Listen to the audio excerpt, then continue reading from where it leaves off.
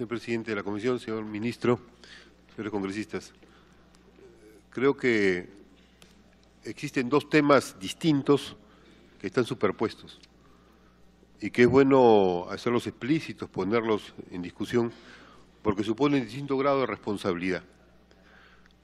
El proyecto de ley enviado por el Poder Ejecutivo es un proyecto de ley que tiene que ver con la reactivación económica, con enfrentar un momento de crisis económica o dificultades económicas en el país, una disminución del crecimiento, y de buscar promover medidas para mejorar las condiciones de recaudación, de impulso al crecimiento. Pero tiene por lo menos tres medidas que son de otro rango, que son de otro carácter, que son medidas que suponen incluso problemas constitucionales. Por eso me parece necesario que se distingan los temas, que se distingan los aspectos. Yo quiero tocar sobre el punto 3 o 4 de ellas que van a llevar necesariamente a un dictamen en minoría por nuestra parte, porque he visto ya que la Comisión tan eficientemente, antes de que haya discusión, ya tiene un proyecto de dictamen, donde solamente plantea 3 cosas minúsculas para poder modificar del proyecto traído por el Ejecutivo. Y el proyecto de dictamen presentado por la Comisión es casi un proyecto elaborado por el MEF, así parece, porque no hay ninguna comunicación, no hay ni siquiera un debate. Los presentados hasta ahora por los congresistas deberían ser incorporados en el dictamen, obviamente, más aún si hay problemas como el que voy a señalar. Un primer aspecto es qué significa esta gran medida de reactivación económica de la deuda tributaria. ¿Significa realmente una reactivación económica? Se han planteado montos que son espectaculares. Están hablando de un monto total de condonación de 22.000 millones de soles. Este monto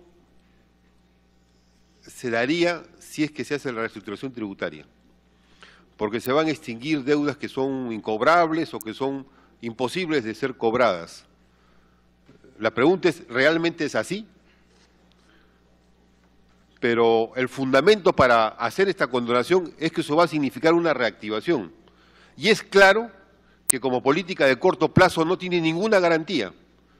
Esta condonación tributaria que se está planteando no significa que se va a invertir ese dinero, porque aquel que obtiene el beneficio puede usarlo para, si por ejemplo, como ocurre en los grandes deudores lo que hacen es ponen estudios de abogados, postergan las postergaciones de pagos tributarios, entonces no es que no tengan el recurso, no es que no tengan el dinero, lo tienen. No es que la deuda se haya extinguido por diversas causas, la tienen, está ahí, solo que está administrada desde el punto de vista jurídico. Y esa administración jurídica sí dice que tienen un recurso. Ese recurso que tienen, nada los obliga a invertirlos en reactivar la economía nacional, nada. Pueden utilizarlo para pagar otras deudas, pueden atesorarlo, pueden dedicarlo a cualquier otra cosa. Por lo tanto, no hay una correspondencia entre la medida que está planteada como una medida reactivadora de la economía y el impulso efectivo de ese dinero que no se está cobrando. Eso está claro. Inclusive ha sido declarado que no tiene un impacto en el corto plazo, porque supuestamente la mayoría o casi todas son deudas tributarias que ya casi no existen, están en el papel. El punto está que la información que ha dicho la propia SUNAT, que pone en los periódicos y que recoge extensamente La República en una larga entrevista, tiene un esquema. En ese esquema de cuántos son los deudores, uno encuentra las siguientes cifras, que hay 150 deudores que tienen una deuda estimada en 22.000 millones de dólares, de los cuales hay 9 que tienen deudas de más de 500 millones de soles, que no se especifica si es cuánto más es, pero son 9 de esos 150. Mientras que hay 55.000 deudores que tienen deudas de aproximadamente, en total, 400 millones. Entonces no hay una correspondencia. Más aún, hay informaciones extraoficiales de que está por ahí la Telefónica, están varios, que no es que no tengan el recurso, sino que tienen una estrategia de acumulación, de no pagar el Estado, de postergar, de tener recursos para postergar, para reclamar, para que ese dinero le sirva ciertamente como una ganancia extraordinaria. Entonces, estamos hablando de una medida que es una medida de reactivación de la economía en el corto plazo ante una limitación desde el impulso productivo, o estamos hablando de una condonación de deuda, de una condonación efectiva. ¿Quién lo sabe? La SUNAT, el Poder Ejecutivo y el Ministerio de Economía y Finanzas. ¿Lo sabe este Congreso? No. ¿Nosotros podemos condonar deudas por esos montos? ¿Por una ley? Constitucionalmente no, porque son deudas con nombre propio. El Poder Ejecutivo tiene que señalar ante el Congreso obligatoriamente quiénes son los deudores. El ministro tiene que traer a este Congreso quiénes son los deudores. Y si eso requiere sesión reservada, que se haga sesión reservada. Este Congreso no puede aprobar con nombre propio, porque tiene nombre propio. Estamos hablando de 9 y de 200.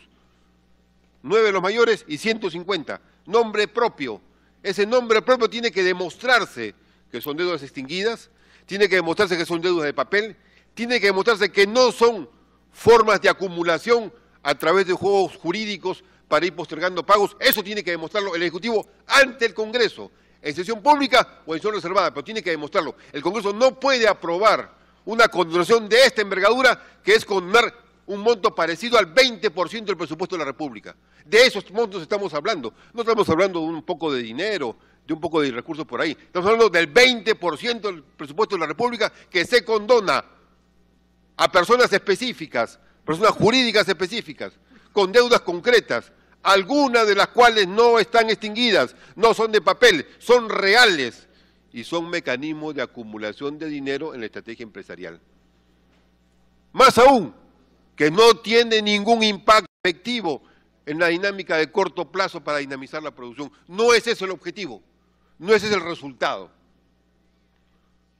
Primer punto entonces que es indispensable en este aspecto es que se trate esto que es una propuesta de condonación de deuda como tal, que se conozca, que se evalúe, que se meritúe, que se diga si efectivamente corresponde y si no corresponde, de ninguna manera tiene que aceptarse.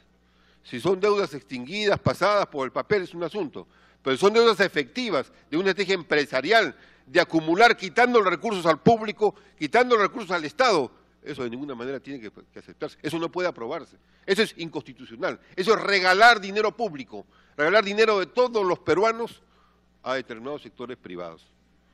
Primer punto que es imprescindible ver en este debate. Disculpen. Segundo punto, en este debate, en este asunto, es ver el tema de la contraparte. ¿Cuál es la gran medida de política económica planteada en el proyecto de ley? Hay un conjunto de medidas diversas, dispersas, pero hay una gran medida. La gran medida está dicha en entre líneas, no está clara. El Grupo Apoyo, cuando hace un análisis, dice, hay un problema al corto plazo, pero hay un problema también en la propuesta en mediano plazo.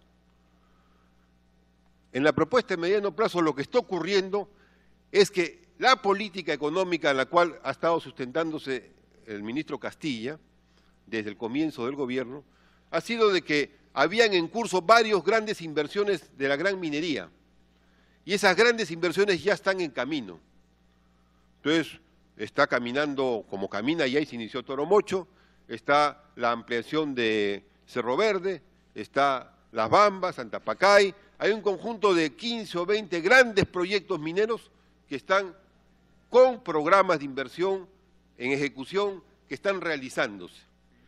Pero la coyuntura mundial hace de que bajen los precios de los metales y no hay en perspectiva un alza inmediata del precio de los metales. Entonces, no por razones internas nacionales, sino por razones de la coyuntura mundial, esas empresas que están invirtiendo dicen, voy a detener un poco mi inversión, voy a esperar a ver qué pasa en los próximos años. O en este momento no me conviene invertir por las diversas razones de las tasas de interés o razones propias empresariales, o me voy a otros mercados y esto lo hago más lentamente. Y eso supone que alguna de esas inversiones pasaría después del 2016, después que este gobierno termine.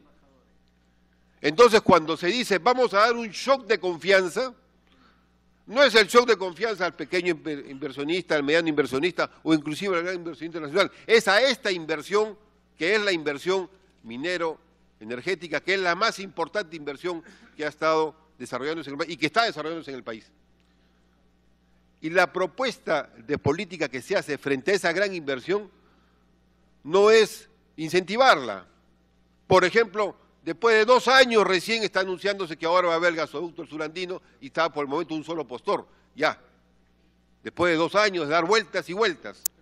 Pero la hidrovía de la Amazonía no sale hasta ahora y los grandes puertos están ahí detenidos y el puerto del Callao, la APM Terminals, está entrampada y no invierte.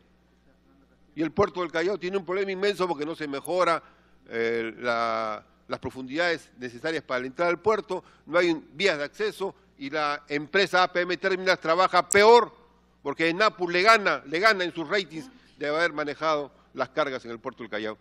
Entonces, en ese contexto, lo que nos está planteando el proyecto de ley aparece como una cosa menor.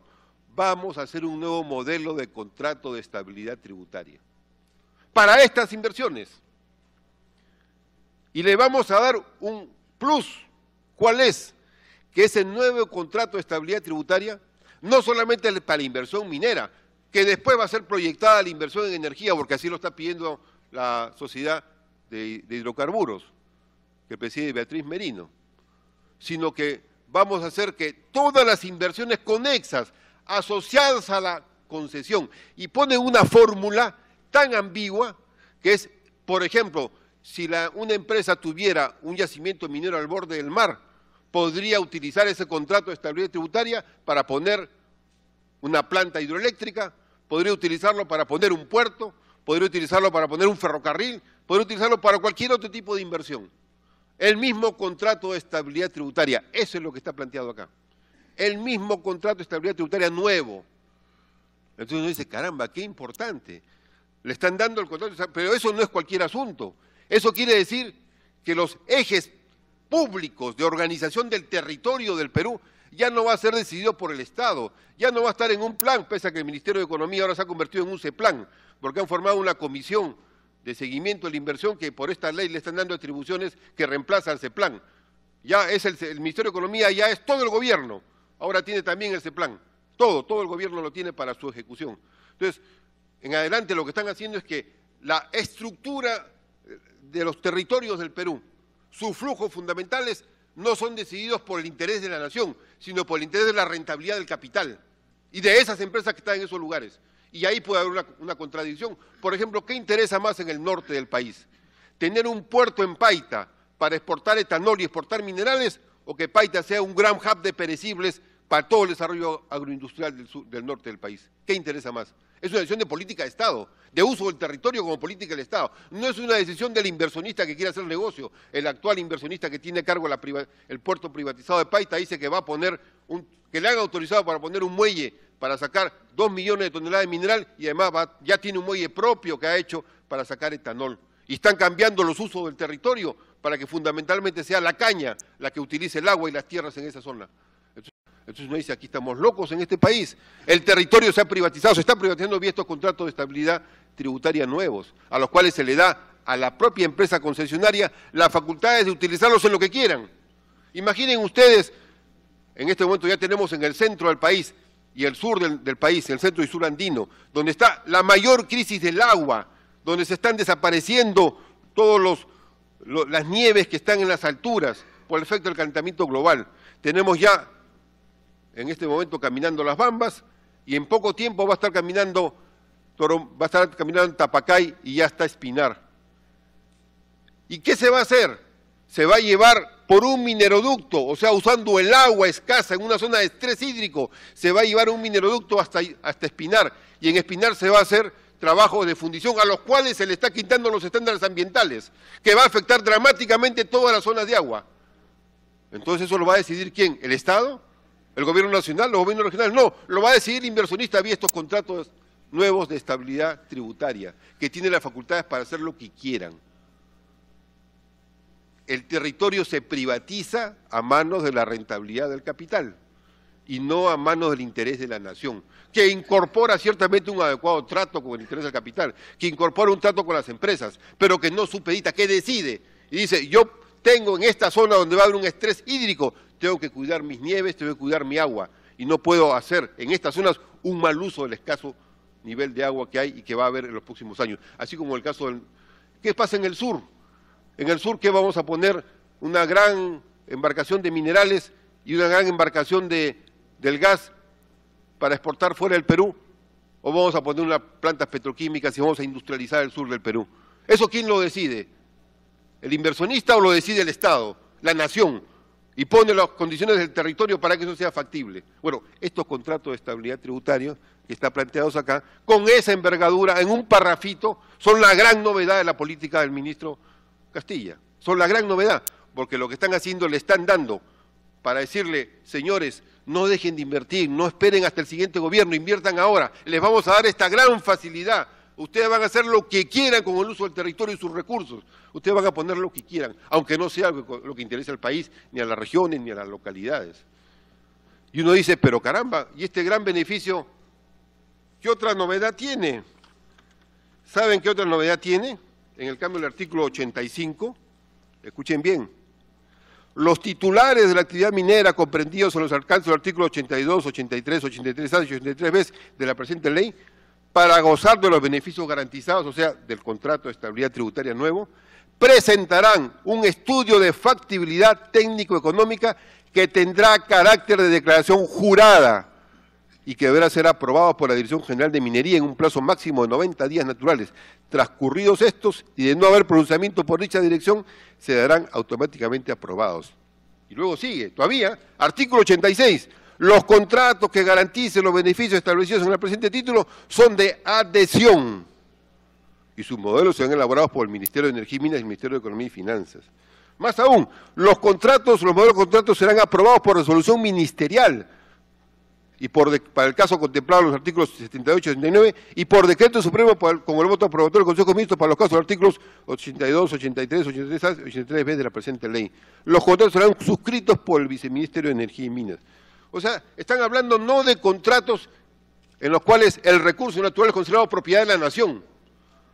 Son contratos en los cuales el recurso natural está a disposición del que quiere explotarlo. Y lo que tiene que hacer es presentar una declaración jurada. Yo presento mi declaración jurada y presento mi estudio técnico. No lo aprueba el Estado, no lo discute el Estado, no. Lo aprueba, simplemente aquí está mi declaración jurada. Yo voy a hacer esto. Esta propuesta es la que ya tiene la Sociedad de Petróleo para todas las explotaciones petroleras en el Perú. Y después de minas va a pasar a ese sector. O sea que la energía y el petróleo del Perú, basta una declaración jurada, ya no son recursos de la nación, desaparecen como lo que dice la Constitución. Esto es va en contrasentido del mandato constitucional. Esos son recursos de la nación y tienen que ser decididos por los órganos de la nación. No pueden ser entregados de esa manera a ser decididos por el capital privado, por las empresas, cualquiera que éstas sean.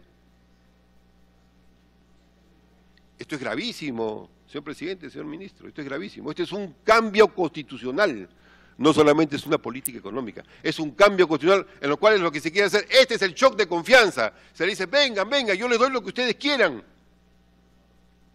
Eso es gravísimo para el país. Segundo problema, entonces. Primer problema, ya señalé, una condonación ilegal de deudas, en lo cual seríamos cómplices, los congresistas, si es que aprobáramos a ojos ciegos, sin saber de quién se trata y haber verificado que efectivamente no se está condonando deudas, sino se está dando un estímulo económico para la reactivación. Si no hacemos esa distinción con conocimiento, seríamos cómplices de una aberración constitucional. Pero además, si es que vamos a permitir estos nuevos contratos de estabilidad tributaria con estas condiciones de ser declaración jurada y ser presentado y firmado por un viceministro, y ser una cosa menor en el país, se complementa con el tercer problema. ¿Cuál es el tercer punto que tiene centralmente este proyecto que trae el Poder Ejecutivo? Desaparecer el Ministerio del Ambiente, desaparecerlo, dejarlo en ridículo al ministro y a todo el Ministerio del Ambiente diciendo que van a poner multas pero pagan solo el 35%, que la UEFA va a existir pero no puede aplicar nada. O sea, al Ministerio del Ambiente le dicen, puedes hacer lo que quieras pero todo lo aprueba el Consejo de Ministros, previamente el MEF. O sea, el Ministerio del Ambiente lo convierte en un grupo de amigos, de buena gente. Uno podría decir en un país que eso funcione, No hay ningún país ahora en el mundo ante el calentamiento global. Todos los estados refuerzan su Ministerio del Ambiente en base a estándares internacionales, que son estándares técnicos, como bien se ha dicho acá por parte de un congresista. Todos los países del mundo. Y en el caso del Perú, en Chile acaban de dar una discusión importantísima. Chile tiene un problema central en la energía y había un proyecto para una inversión de 7.000 millones de dólares y más para hacer represas en Aysén.